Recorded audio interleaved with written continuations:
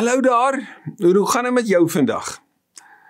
Wanneer laas het iemand dit vir jou gevra en jy het eerlik geantwoord? So antwoord om soms mos net so, goed en jy? Ons het by die laaste punt, die laaste hoofstuk, die laaste deel van hierdie kosbare brief aan die gemeente in Filippi gekom. Filippense 4 se laaste deel. Hierdie brief van blydskap, ek hoop so dat wanneer jy vandag sou antwoord, sou jy sê, baie bly, dankie. Want ons het verlede week gesien hoe Paulus vir ons 'n rede gee oor hoekom ons kan bly wees. Om te leef met 'n fokus op die Here, om te leef in die teenwoordigheid van die God wie se vrede kom wag staan soos 'n soldaat oor my hart en my gedagtes. Om te leef met 'n opdrag, wees bly, ek herhaal, wees bly in die Here. Om te leef met hierdie fokus op inskikkelikheid teenoor alle mense. Om te leef met die wete dat wat ook al ek hier binne voel, wat ook al begeertes ek het, hoe persoonlik dit ook al is, om het met gebed en smeking en met danksegging aan God bekend te maak. En wanneer Paulus sê, waarop moet ons fokus? Ek hoop so jy het dit ingeoefen die week wat verby is. As jy nie het nie, wel daar's nou altyd vandag, en daar's altyd die toekoms, en Paulus het ons geleer, maak jou los van wat agter is, en strek jou uit na wat voor is, maar daai woorde van inskikkelikheid, wat hy dan opvolg met, gee alles vir die Here, en dan, dink aan dit wat reg en mooi en edel en prysenswaardig en lofwaardig is. Daarop moet jy die hele gedagtes rig. En dan Paulus natuurlik gesê, volg my voorbeeld, wat ek dink, wat ek doen, wat ek gesê het, wat ek geleer het, wat julle by my gekry het, doen dit. En toe die belofte, God se vrede. So as ek vra, hoe gaan dit? Hoop ek jy sê, vol blydskap en vol vrede. As jy dalk by ons inskakel en jy wil meer weet van hierdie vredevors. Meer weet dalk van hierdie brief, daai vorige video's alles beskikbaar, die notas ook. Maar as jy vandag by ons inskakel, wil ek jou herinner aan die vredevors. Het is binnekort Kerstyd en ons dink aan die vredevors wat gekom het om die vrede te herstel.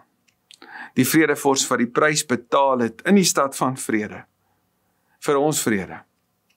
Die lam wat vir jou lief is, mag jy vandag hoor en weet dat hy vir jou so omgee. En mag God se woord ons almal aan die hart gryp ook vandag. Amen, kom ons bid. Dankie Jesus vir vandag, dankie vir hierdie een geleentheid, hierdie een dag wat ons nooit weer kry nie.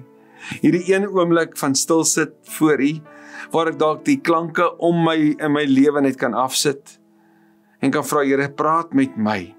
Dalk is ons 'n groep saam. Praat met ons. Dalk is ons man en vrou wat op verskillende plekke sit. Here, praat met ons. Asseblief, kom en vat ons verder op reis. U is so goed en ons het U nodig. Dankie dat ons dit kan bid in afhanklikheid van U en met verwagting dat U sal doen wat net U kan. In Jesus se naam. Amen. Amen. Filippense 4 vanaf vers 10. Ek was baie bly in die Here. Omdat in hoofstuk 4 het Paulus in vers 4 gesê, wees bly in die Here, ek herhaal, wees bly. Hy gee dit as opdrag en nou gee hy sy lewe. Hy sê, ek was baie bly in die Here. So bly sê in die Here. Want Paulus sou nie kon sê, ek was baie bly in my situasie. Ek was baie bly in die tronk. Ek was baie bly in my honger, of in my verlange, of in my ongemak, of in die vreemde stad nie. Nee, waarin is sy blydskap geleë? In die Here, en hoe bly is hy? Baie bly. Hoe gaan dit met jou, Paulus? Vol vreugde, dankie. Ek was baie bly in die Here, dat julle na so lang tyd weer gewys het, dat julle nog aan my dink. Nou, waarna verwys Paulus hier? Onthou julle, hulle het vir Epafroditus gestuur? Daai man wat sy lewe gewaag het om vir Paulus die geskenk te bring, die versorging te bring van hulle af na hom toe. So hulle stuur een van hulle om by hom te wees, hulle stuur ook versorging na hom toe. So Paulus sê, dit wat hulle vir hom gegee het hom bly gemaak. En dit het hom herinner, dat hulle aan hom dink. Hy sê, dat het tyd verloop. En hy beskuldig hulle nie. Hy sê net, na so lang tyd is dit so lekker gewees om van julle te hoor. Nie dat julle my ooit vergeet het nie. Julle het net nie kans gehad om iets te doen nie. En Paulus natuurlik met sy reise was in die tronk op 2 plekke gewees. Hy was onder streng bewaking gewees. Hy was van tyd tot tyd aan beweeg gewees. Daar in Malta was hy net voor dit 'n geweldige storm gewees. So Paulus het 'n klomp ongemak gehad en om by hom uit te kom was moeilik vir hulle as gemeente. Nou kon hulle. En Paulus sê, ek is so bly. Hy sê, ek sê dit nie, en kyk mooi wat hy sê, wanneer hy sê, dat julle aan my dink. Hy sê, ek sê dit nie om julle te manipuleer nie, hoor mooi. Ek sê dit nie omdat ek gebrek ly nie. Want ek het geleer om my in alle omstandighede te behelp. Nou hierdie woorde, alle omstandighede, beteken om in enige situasie by 'n plek van kalmte te wees. Nou in Paulus se tyd was daar 'n filosofiese denker genaamd die Stoïsyne, wat sê dat jy op 'n plek van, kom ons noem maar die woord contentment, tevredenheid, innerlike rustigheid te kom. Paulus sê, ek het geleer om in alle omstandighede by dit te kom, maar jy gaan nou mooi sien, dis nie dieselfde as die Stoïsyne wat sê ek het dit van binne gekry nie. Paulus gaan vir hulle wys, dit wat hom hier binne rustig gemaak het, kom juis van buite, want hy het in die vorige vers eintlik klaar gesê, sy blydskap kom in die Here. Kyk mooi wat sê hy dan, ek weet, ek ken, ek het ondervinding van, gaan lees gerus maar 2 Korintiërs, dan sien jy Paulus aan hoofstuk 1 sê, dat hy in situasies was, waar die storm so erg was, dat hy alle hoop om te lewe, om te bly lewe, laat vaar het. Hoor jy dit? Die hoop op lewe laat vaar het. So Paulus ken van swaar kry. As hy sy rug beskryf, dan lyk dit soos 'n padkaart. As hy vertel van hoe klippe op hom gereën het, dan dink jy vir jouself, hoe verwronge was sy hande van die keer daarvan. As jy dink aan hoe ongemak dit was, die 16.000 kilometer wat hy met sy eie voete geloop het vir die evangelie. So hierdie man weet waarvan hy praat as hy sê, ek weet wat armoede is. Ek weet wat oorvloed is. Van alles het ek ondervinding. Om genoeg te hê om te eet, sowel as om honger te ly. Om oorvloed te hê, sowel as om gebrek te ly. Sien, Paulus kom sê baie mooi dat ons geloof bepaal nie ons omstandighede nie. Kan ek dit weer sê? Jou verhouding met die Here bepaal nie jou omstandighede nie. Daar's gelowiges wat naby aan die Here is op hierdie oomblik, wat geweldige oorvloed beleef. Daar's gelowiges wat naby aan die Here is op hierdie oomblik, wat geweldige vervolging beleef. Paulus praat nie van omstandighede as 'n bepalende faktor, maar sy verhouding met die Here nie, want hy sê hy weet hy het dit alles beleef. So daarom moet ons asseblief nie die leuen glo, dat as jy in Jesus glo, gaan Psalm 21 alarms vir jou inspring en alles gaan presies uitwerk nie, want Paulus gaan vir jou mooi wys, dat Epafroditus het by die dood omgedraai. Paulus gaan vir jou vertel van die mense in sy lewe, en later sal sy eie lewe daarvan vertel, dat sy toegewyd het aan die Here het gemaak dat hy sy lewe verloor het, sy lewe gegee het.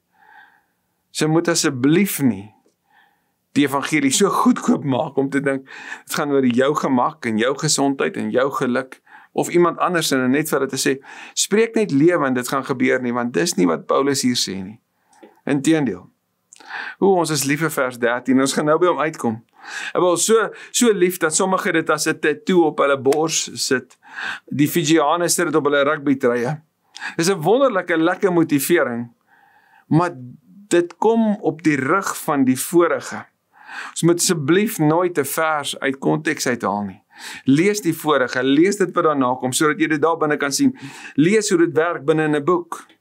En kyk mooi hoe Paulus, en ons het ons nou al gesien hoe hy oor blydskap praat, en dan praat hy van verdriet op verdriet, en dan weer oor blydskap. So hy praat van 'n lewe waar jou emosies baie erg is. Maar hoe mooi. Hy sê, ek weet wat oorvloed is, en ek weet wat is om gebrek te ly. Ek is tot alles in staat, daar's die Stoïsyne, ek kan alles hier binne behaal, hy sê deur hom wat my krag gee. Nie deur my eie vermoë nie. Kom nie van binne af nie, sê ekie. Deur hom wat my krag gee, daai dinamis, daai impakterende krag van die omstandighede verander. Paulus sê, hy gee my krag. En dan draai weer na hulle toe, nietemin het julle goed gedoen, deur my in my moeilike omstandighede by te staan. Dis die rol van gelowiges in mekaar se lewe. Bystand, ondersteuning. En hy sê, dit was goed. Julle het so min kans gehad om dit te doen. Julle het lang tyd nie kans gehad nie. Toe doen julle dit, skies tog. Julle het my bygestaan. Julle in Filippi weet ook, en hier praat Paulus baie mooi, vanuit 'n baie besondere hoek, oor die rol van gelowige ondersteuning van gelowiges in hul dienswerk. Dit moet nooit op 'n plek kom waar dit is dat, ek gee vir jou, of ek ondersteun jou, so nou skuld jy my nie. Ek ondersteun jou, so nou sal jy praat volgens my riglyne en my woorde nie. Ek onthou, ek het jare terug Sjokolade gekyk. En daar was hierdie vermoënde man gewees, wat hierdie jong priestertjie tog net moes help. Dat hy die regte goed moes sê, volgens die priestertjie. So eintlik het die man vir die priestertjie sy teks geskryf, sodat die priestertjie dit kon preek. Die jong prediker. Want hy moes preek teen die sjokoladewinkel, wat niet op die dorp was. Hy moes daar teen preek, want hy is sleg. Totdat die man self die sjokolade geproe en dit sy lewe verander het. Paulus praat van dit. Hy sê, julle in Filippi weet ook dat in die begin van my evangelieprediking, nou onthou mooi Handelinge 16, na my vertrek uit Macedonië, geen enkele gemeente, behalwe julle, 'n aandeel gehad het aan my rekening van inkomste en uitgawes nie. So julle, en kyk hoe mooi en hoe spesiaal is hulle vir hom. Julle het my gehelp om te werk in ander gemeentes. Ook toe ek in Thessalonika was, het julle meer as eenmaal iets vir my behoefte gestuur.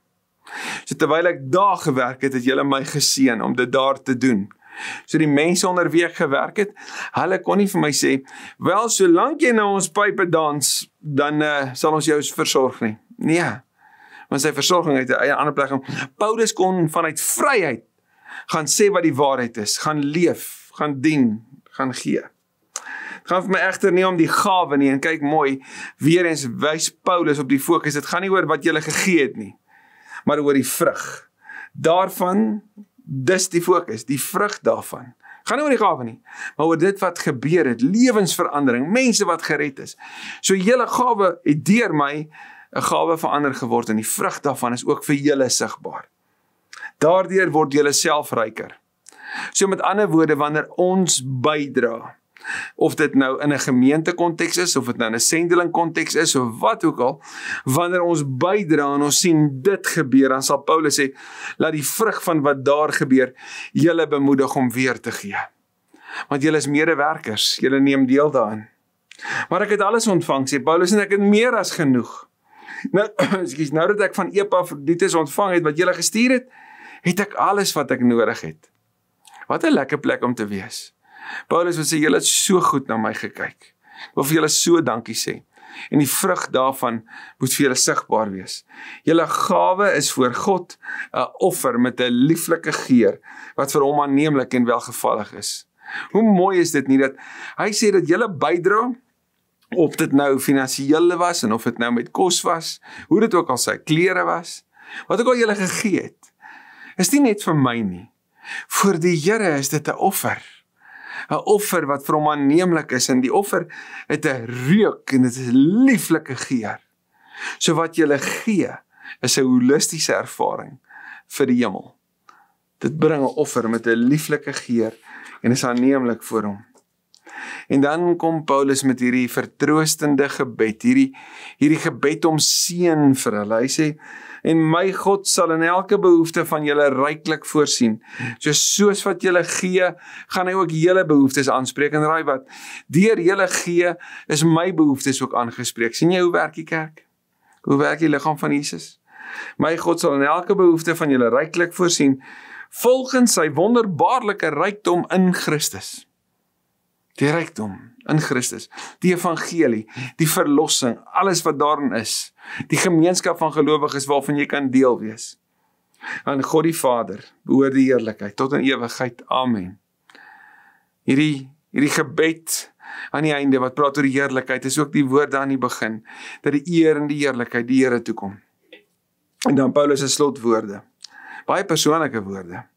Groete aan almal wat aan God behoort, so almal wat 'n verhouding het, en hier wys hy hoe, nie deur hulle godsdiens nie, nie deur hulle etniese affiliasie op agtergrond nie, nie deur hoe hulle gebore is nie, maar nee, deur Christus Jesus.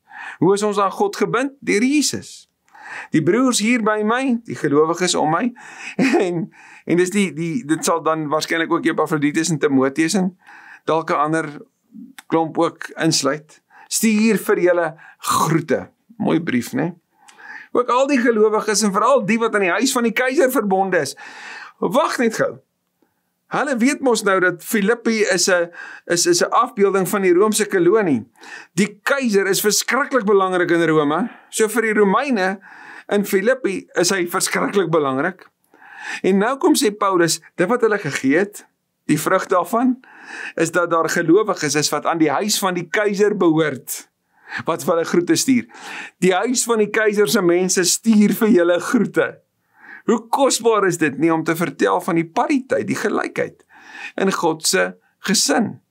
Maar vir die gemeente in Filippi moet hulle sê, hoe wonderlik dat dit wat ons gegee het, soveel bereik het, ja, tot aan die hoogste echelon van die samelewing van daai tyd. Ook die wat in die huis van die keiser verbonde is, stuur vir julle groete. En dan Paulus se mooi woorde, die genade van die Here Jesus Christus sal by julle wees, daai geskenk aan God die heerlikheid. God se goedheid sal by julle wees. My God sal ryklik in julle behoeftes voorsien, soos wat julle gee, want wat julle gee is 'n wonderlike offer voor God. Ek sê nie dat ek dit al alles het nie. Ek sê nie dat ek al alles bereik het nie. Ek sê nie dat ek alles wonderlik beleef nie, want ek weet wat dit is om min te hê en ek weet wat dit is om baie te hê. Ek is tot alles in staat en omdat julle vir my gegee het, het ek nou meer as genoeg. Daarom aan hom die eer en aan julle as die gemeente in Filippi, my gebed dat julle sal weet dat julle vrug, die vrug van julle gee, tot daar bedien. En dat wat julle gee, ook in julle, waarte wat julle gee, voor God 'n offer bring, met 'n lieflike geur, wat 'n wonderlike aanmoediging om te bly gee. Wanneer Paulus vir die gemeente in Korinthe skryf oor die bydraes van die gemeentes in Macedonië, dis nou ook waarvan Filippi 'n deel is, wat gesê het, hulle wil so graag gee vir die arm gemeente in Jerusalem, want die kerk in Jerusalem het swaar gekry, want met al hulle gee en hulle weggee en hulle huise verkoop en hulle deel met die nuwe gelowiges, het daar moeilikheid gekom toe hongersnood kom. So toe sê hierdie gemeentes in Macedonië, Thessalonika, Berea, Filippi ensovoorts, ons wil gee, sodat Jerusalem kan kry. Skryf Paulus vir die gemeente in Korinthe, en dis in Galate hieronder, Macedonië lê bo, en natuurlik heel bo is Rome. Sê Paulus vir Galate, soos wat hy op pad is hieronder na Jerusalem toe, ek wil vir julle sê, julle was eerste om te begin, om hierdie te doen, maak die werk klaar. Maar weet jy wat, Korinthe? Die gemeentes in Macedonië het my daarop aangedring, om te mag deel in die liefdeswerk van hulpverlening, vir die gemeentes daaronder. Wat 'n mooi begrip. Die Griekse woord daar is koinonia, maar die woord is die liefdeswerk van hulpverlening. Hoe lyk daai liefdeswerk van hulpverlening? Dis 'n lieflike geur. Wat is die gevolge van die liefdeswerk van hulpverlening? Vrug. Waartoe word hulle opgeroep? Deel daarin. Gee. Gee nie uit plig of skuld of ongemak of dwang nie. Gee met 'n blymoedige hart, want daar's 'n liefdeswerk van hulpverlening wat gebeur. Wat 'n wonderlike bemoediging vir hierdie bitterpersoonlike brief van 'n pa aan sy geestelike kinders. Daaroor sou hulle verseker baie bly gewees het. Amen, kom ons bid. Liewe Here, dankie vir hierdie wonderlike reis die laaste 8 weke. Here, ons kan niks daarvan vanselfsprekend aanvaar nie. En ek sê so dankie Here nou al reeds vir die vrug ook hiervan. Dankie ook vir hulle wat deel in die liefdeswerk van hulpverlening sodat hierdie kan gebeur.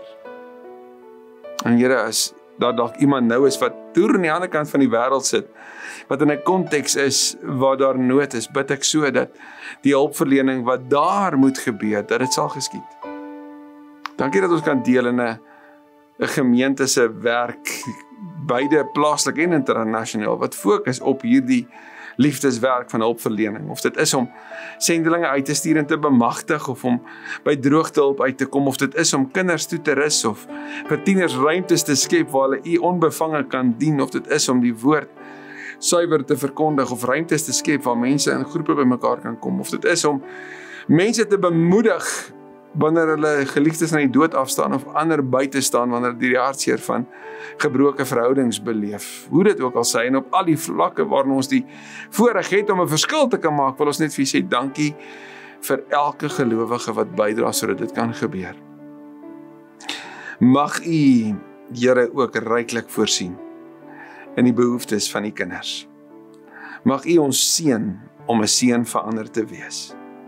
Want U is die gewer van alle goeie gawes, en deur U is ons tot alles in staat, want U is die een wat ons krag gee, en daarvoor loof ons U in Jesus se naam. Amen. Amen. Ons beplande reis vir die volgende 2 weke voordat ons afsluit vir die jaar, is om die laaste boek van die Ou Testament, so oor in 'n reeks van 2 weke, met 'n voelvlug oor te gaan. Maar diep genoeg dat dit ons weer in die hart sal gryp. En dis die boek van Maleagi. Maleagi 1 en 2 volgende week, DV as die Here wil, en daarna die laaste 2 hoofstukke, so met die oog op Kersfees, Christusfees, die koms van die Messias wat ons vier. Mag jy 'n besondere mooi dag hê. Tada.